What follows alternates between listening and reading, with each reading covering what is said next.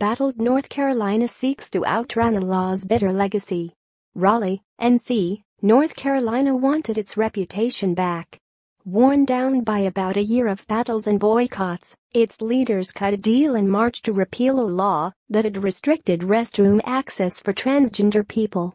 But North Carolina is finding that it is easier to plunge into a culture war than it is to leave one behind. This isn't like the Cold War where it came, it went, it was over and people didn't worry about it anymore, a longtime Republican strategist, Wrenn, said. The day-to-day debate, Democrats and Republicans often note, has receded, and the national uproar that buffeted North Carolina beginning in March 2016 has largely abated.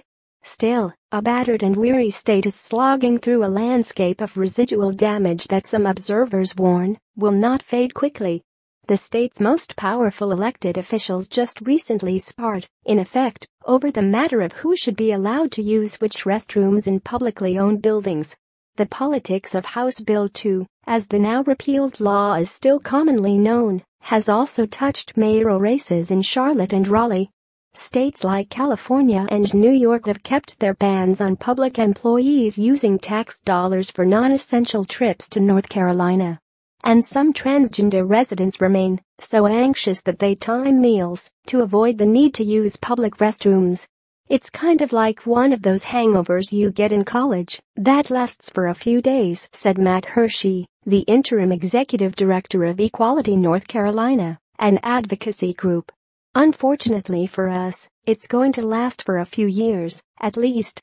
In a state where partisan rancor is a bipartisan pastime, people still marvel at how quickly and broadly HB 2, which required people in publicly owned buildings to use the restroom that corresponded with the gender listed on their birth certificate, reshaped perceptions of North Carolina.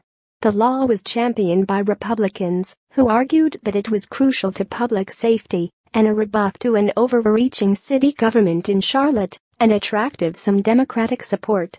Critics organized a staggering backlash to a measure they called intolerant, anachronistic and contrary to generations of political moderation in North Carolina.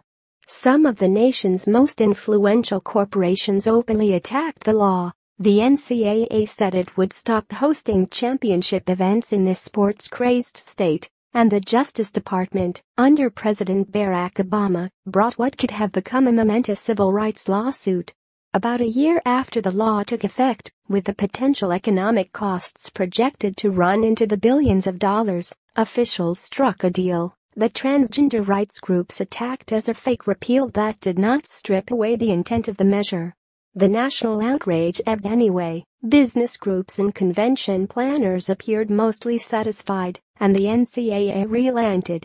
But, in a signal of how North Carolina has so far been unable to outrun the law's legacy, political tensions flared again last month when Governor Roy Cooper, a Democrat, proposed a settlement in related litigation.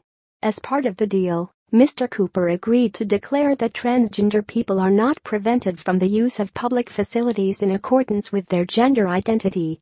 The General Assembly's leading Republicans, who either declined to comment or did not respond to interview requests, swiftly condemned the proposal as a stunt that proved that Mr. Cooper acted in bad faith and lied about wanting to end the focus on HB 2. A federal judge in Winston-Salem is considering the proposed settlement.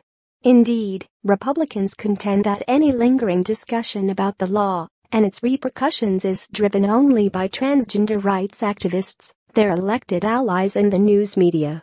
There is no escape, because there are certain interest groups that want to keep bringing it up, and the media loves it too, said Pat McCrory, the Republican former governor whose support for HB 2 contributed to his defeat last November, when Donald J. Trump easily carried North Carolina.